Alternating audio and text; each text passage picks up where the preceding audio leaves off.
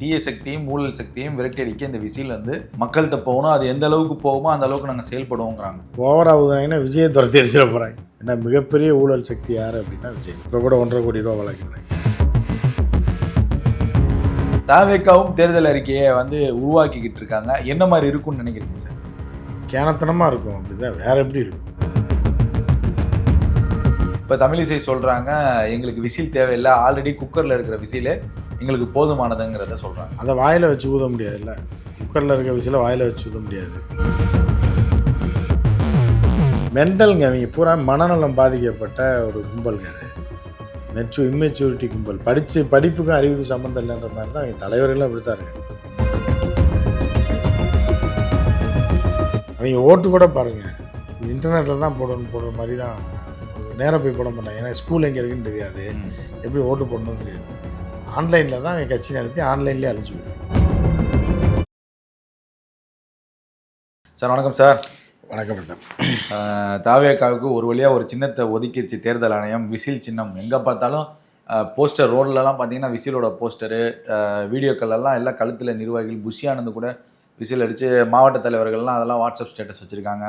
முதல்ல வந்து விசில் சின்னத்தை கொண்டாட ஆரம்பிச்சிட்டாங்க தாவேக்காவினர். அருண்ராஜ் சொல்கிறாரு, புதுமண தம்பதிகள் கூட விசில் அடிச்சுட்டு தான் திருமணம் பண்ணுறாங்க, அந்த அளவுக்கு எங்களோட சின்னம் ரீச் ஆயிடுச்சு அப்படின்ட்டு. ஆஃப்லைனில் இருந்த தாவேக்கா, அதாவது ஜனநாயகன், சிபிஐ வழக்கு, முதலிரவில் விசில் அடிப்பாங்களாமா? நாங்கள் கல்யாணத்துக்கும் விசிலுக்கு என்னங்க சொல்லுங்கள்? முதலிரவுனா யார் விசில்? இப்போ கல்யாணத்துக்கு யார் விசில் அடிப்பா? ஐயரா? ஏன்னா தாலியெலாம் எடுத்து கொடுத்து ஒரு விசில் அடித்தோடனே பீப்னு அடித்தோடனே தாலி கட்டுங்க அப்படின்ற மாதிரியா? என்னன்னு புரியல. ஏன் ஆகப்பெரும் குவைகளாக இருக்காங்க இவங்கெல்லாம் என்ன கணக்கில் சேர்க்குறதுன்னே தெரியல. இல்லை சார், ஒரு பக்கம் திமுக அதிமுக அரசு அது வேறு விஷயங்க. விசில் அடித்து தான் கல்யாணம் பண்ணுவாங்கன்னா அப்புறம் என்ன இருக்குது? இப்போ காலை கடனை கழிக்க போகிறாங்க, விசில் அடித்து தான் கழிப்பாங்களா? என்னங்க ஒன்றுக்கு வருது, யூரின் வருது, விசில் அடித்தா தான் இருக்கும். இப்போ எங்கள் வீட்டு பிள்ளைகளுக்கெல்லாம் அப்படி பழக்கி விடுவாங்க. சின்ன பிள்ளையிலேருந்து இங்கே பாரு, அம்மா ஒன்று விசில் அடித்தா தான் நீ ஒன்றுக்கு இருக்கணும் சார். சின்னத்தை கொண்டு போய் சேர்க்கணும்ல சார்? அதுதான் இப்படிலாம் சேர்ப்பாங்களான்னு கேட்குறேன் நான் உங்கள்கிட்ட. அம்மா விசில் அடிக்குமா, எனக்கு ஒன்றுக்கு வருது அப்படின்னு சின்ன குழந்தைகள். சரி அப்பா விசில் அடிக்குமா? ஏன்னா தாவேக்கா குடும்பத்தில் அப்படி தான் நடக்கும். புரியுது அவங்களுக்கு. இல்லைன்னா பிள்ளைங்க விசில் அடிச்சிச்சுன்னு வைங்க, அது வேறு மாதிரி ஆயிடும், தப்பாக போயிடும். ஸோ இந்த மாதிரி அவங்க கூவைங்க என்ன தேவைன்னு பண்ணிட்டு இருப்பாங்க. அவங்க காமெடி பீஸுங்க அவங்கெல்லாம். என்னத்த சொல்கிறது சார்? இல்லை சார், இப்போது திமுக அதிமுகவுடைய சின்னம் பழைய கட்சி, மக்கள் மனதில் உதயசூரியன், ரெட்டலை. இன்னும் கிராமங்களில் போனால் இந்த ரெட்டலை இருக்கா பார்த்து ஓட்டு போடுவாங்க, சூரியன் இருக்கா பார்த்து போடுவாங்க. அப்படி தன்னுடைய தலைவருடைய அந்த சின்னத்தையும் தங்களுடைய கட்சி சின்னத்தையும் கொண்டு போய் சேர்க்குறாங்க சார் அவங்க. இப்போ மங்காத்தா படம் ரிலீஸில் கூட தாவேக்கா கொடியை போட்டு விசில் அடிச்சுட்டு இருந்தாங்க, விரட்டி அடிச்சுட்டாங்க அஜித் ரசிகர்கள். இப்போ இதெல்லாம் பார்க்க முடியுது இல்லை? அதான் விளக்கமாத்தில் அடித்து வரட்டாமல் சாதாரணமாக அடிச்சு விட்டேன். இல்லை, அது வரைக்கும் சந்தோஷப்படுங்க. மென்டலுங்க, அவங்க பூரா மனநலம் பாதிக்கப்பட்ட ஒரு கும்பலுங்க. அது இம்மெச்சூரிட்டி கும்பல். படிப்புக்கும் அறிவுக்கும் சம்மந்தம் இல்லைன்ற மாதிரி தான் அவங்க தலைவர்களும் அப்படி தான் இருக்காங்க. ரைட்டா? இந்த மாதிரி தான் இருக்குது. இது எதில் போய் முடிய போகுது? எல்லாருக்கும் டார்ச்சர் கொடுப்போம். அங்கேருந்து விஜய் படத்தை அஜித் படத்தில் கொண்டு போய் எதுக்கு கொடியை காட்டுறாங்கன்னு பார்த்தீங்கன்னா மென்டல். புரியுதா உங்களுக்கு? ஏன்னா பாத்ரூமில் வச்சு சோறு திங்கிறவங்க, புரியுதா? அந்த மாதிரியான டிக்கெட் இது, புரியுதா உங்களுக்கு? இந்த விசில் அடிக்கன்னு உன் படத்தில் போய் விசில் அடி, இல்லை உன் வீட்டில் விசில் அடி, இல்லை தெருவில் விசில் அடி. இன்னொரு படத்தில் இப்போ தேட்டரில் வேறு படம் ஓட போகுது. ஸோ அந்த மாதிரி இருக்கக்கூடிய கும்பல் தான் அவங்க. அவங்களுக்கு எது அடுப்படின்னு தெரியாது, எது பாத்ரூம்னு தெரியாதுன்றது தான் அவள் செயல்பாட்டிலேருந்து தெரியுது. இன்னொரு தேட்டரில் இன்னொரு படம் ஓடுறப்ப அங்கே கொண்டு கொடியை காமிச்சானா அவனை அடித்து வரட்டாமல் இருப்பாங்களா? மென்டலாக அவங்க மனநலம் பாதிக்கப்பட்டவங்களாம் இவங்க என்ன மனநிலையில் இருக்காங்கன்னே தெரியல.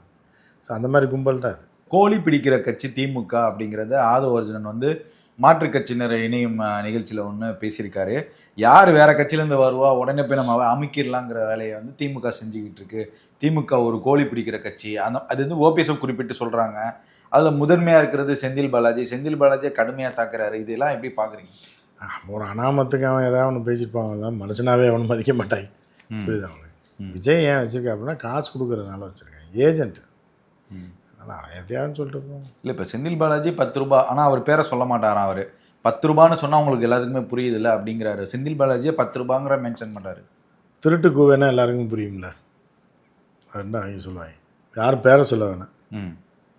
திருட்டு கூவை, காசு இருக்கா, அதாவது ஒரு கோடீஸ்வரன் மகளை ஆட்டையை போட்ட குருட்டு கூவை அப்படின்னா யாருக்கு தெரியும்? யாரும் தெரியுமில்ல, யார் பேரெலாம் சொல்ல வேணாம். அதே மாதிரி தான் அது பண்ணிட்டு போகுது. இந்த ஊழலை ஒழிக்க வந்த விசில் சத்தம் அப்படிங்கிறத பதிவு செய்கிறாங்க தாவேக்காவை. விசில் அடித்தா ஊழல். திமுக ஒரு தீய சக்திங்கிறத பதிவு செய்கிறாங்க. இப்போ தீய சக்தியும் ஊழல் சக்தியும் விரட்டி அடிக்க இந்த விசில் வந்து மக்கள்கிட்ட போகணும். அது எந்த அளவுக்கு போகுமோ அந்த அளவுக்கு நாங்கள் செயல்படுவோங்கிறாங்க. ஓவராக ஊதுனாங்கன்னா விஜயை துரத்தி அடிச்சிட போகிறாங்க. ஏன்னா மிகப்பெரிய ஊழல் சக்தி யார் அப்படின்னா விஜய் தான். இப்போ கூட 1.5 கோடி ரூபா வழக்கு நடக்குது. இந்த தேசத்தில் காசு சம்பாதிச்சு ஒரு 1.5 கோடி ரூபா டேக்ஸ் கட்டாமல் நீ கேஸ் வேறு போட்டிருக்கேன்னா எவ்வளோ பெரிய டுபாகூரா இருப்பன்றது கேஸ் இருக்குது ஸ்ட்ராங்காக.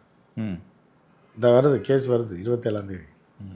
ஸோ அந்த வந்திருக்கு. இப்போ சாரி ஒத்தி வச்சுருக்காங்க 27ஆம் தேதி இந்த வழக்கு வருது.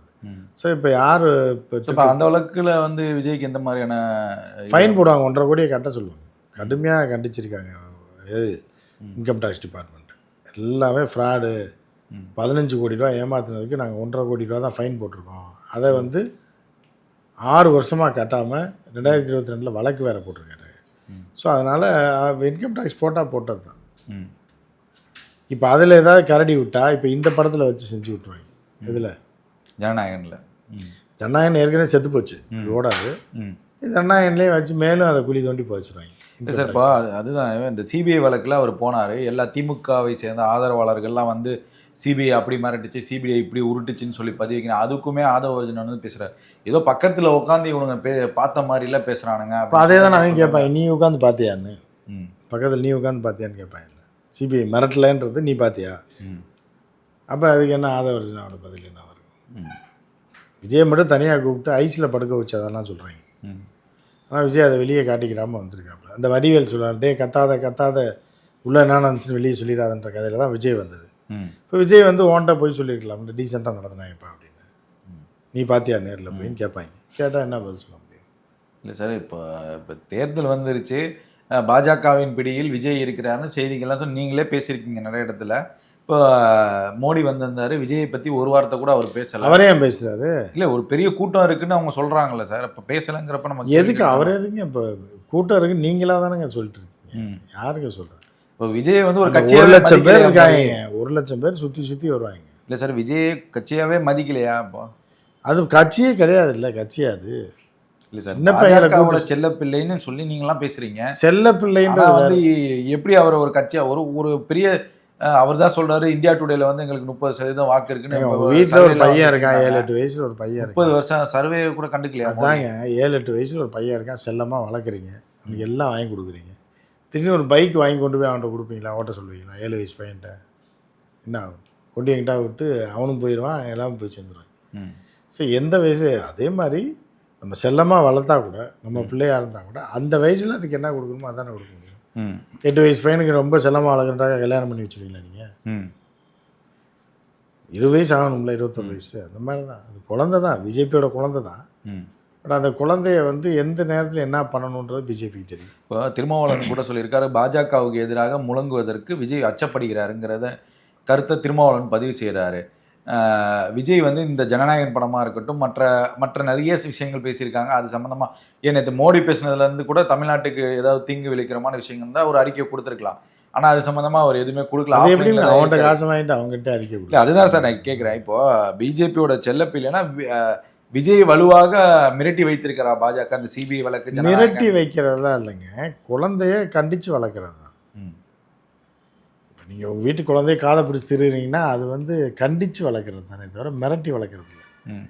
ஸோ மாதிரி விஜயை கண்டித்து வைக்கிறாங்க.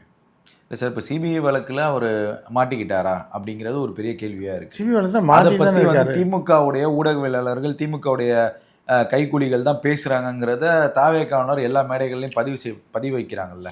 அப்புறம் வேற என்ன இதாவா சொல்லுவான், திமுக எங்களுக்கு நல்லது பண்ணுதுன்னு நான் சொல்லுவான். என்ன பண்ணாலும் பக்கத்து வீட்டில் குழந்தை பிறந்தா கூட அது திமுக தான் காரணன்றான்.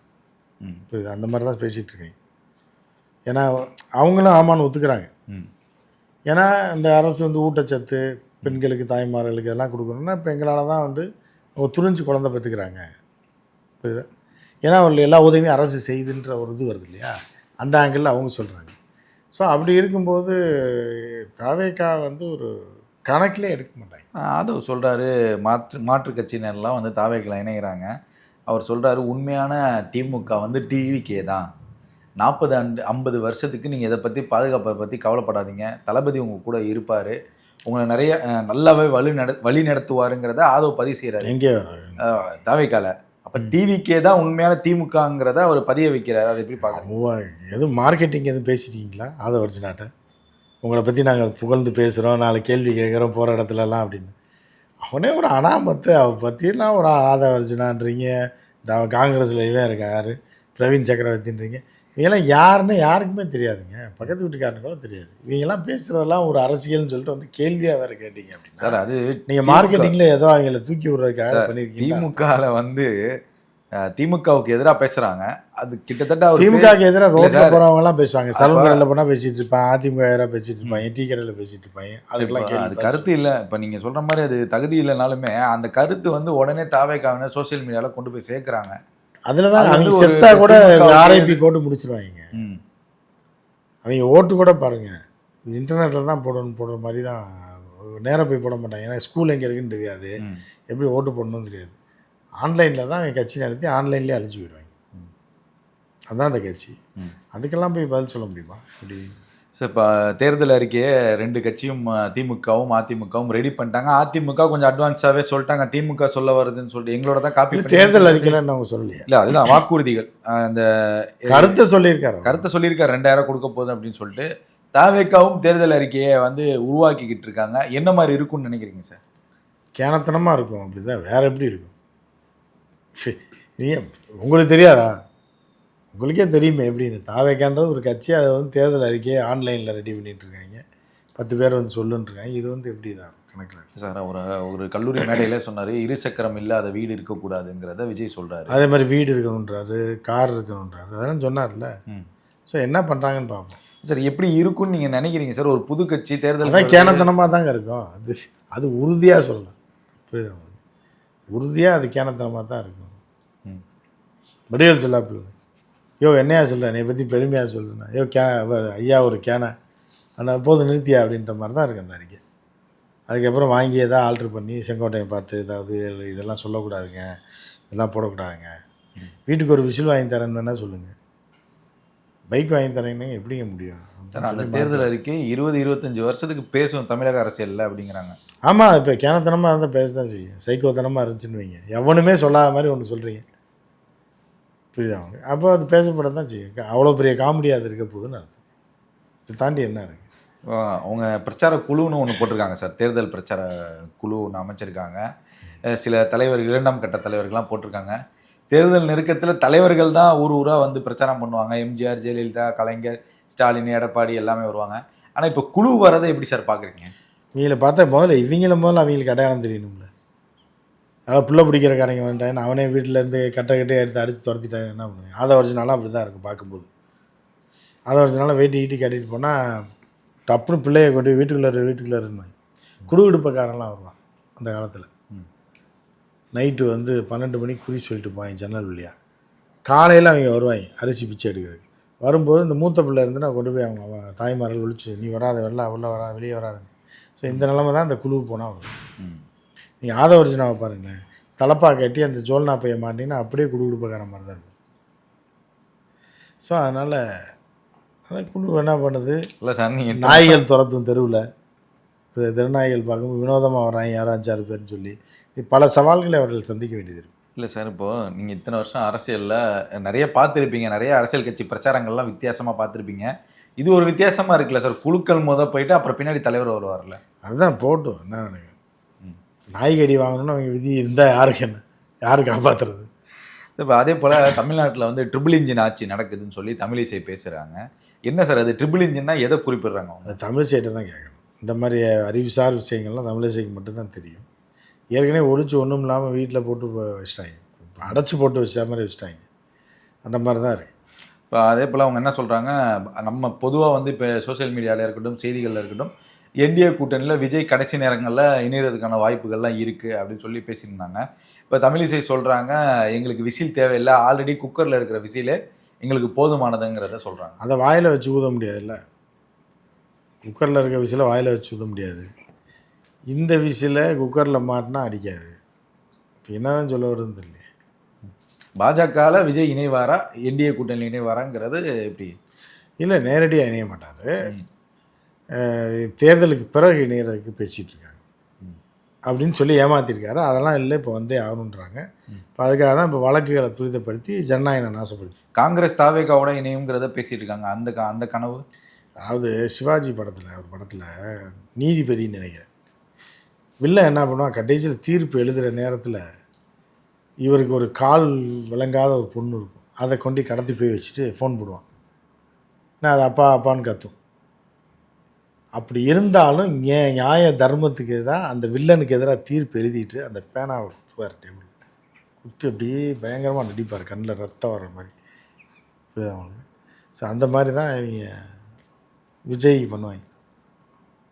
வேறு வழியே இல்லாமல் ஜனநாயகன் படத்தை காலி பண்ணிக்கிட்டு எல்லாத்தையும் முடிச்சு விட்டுட்டு அந்த பேனா உடைக்கிற மாதிரி உடைச்சி அதோட டிவியை காலி பண்ணி விட்ருவாங்க. எலெக்ஷனுக்கு அப்புறம் இவர் நடிக்க வந்துடுவார். தேர்தல் நிற்கவே நிற்க மாட்டார். அதான் 26 உங்கள் வீடியோவே நீங்கள் எடுத்து பார்க்க மாட்டீங்க. உங்களுக்கு நான் சொல்லியிருக்கேன் ஏற்கனவே, முதல்ல உங்களுக்கு தான் சொன்னேன் 8 மாதத்துக்கு முன்னாடி, விஜய் சத்தியமாக தேர்தலில் நிற்கிறதுக்கு 90% வாய்ப்பு இல்லை அப்படின்னு. விஜய் கேண்டிடேட்டாக நிற்க மாட்டார். புரியுதா அவங்களுக்கு? கேட்டால் இங்கேயும் நான் தான் நிற்கிறேன், மானாமதுரையில் விஜய், மந்தவெளியில் விஜய், மாட்டுத்தாவணியில் விஜய் அப்படின்னு வாயில் வடையை சுட்டுட்டு விடுப்பிடும். தாவேக்கா போட்டிடுங்களா சார்? தாவேக்கா போட்டிவிடும். விஜய் அப்புறம் அதுவும் இல்லைன்னா அப்புறம் நான் இவங்க வாழ்க்கையில் யார் காப்பாற்றுறது? விஜய் போட்டிவிட மாட்டார். இவ்வளோ நேரம் பல்வேறு கேள்விக்கு பதில் தம்பிக்கு நன்றி சார்.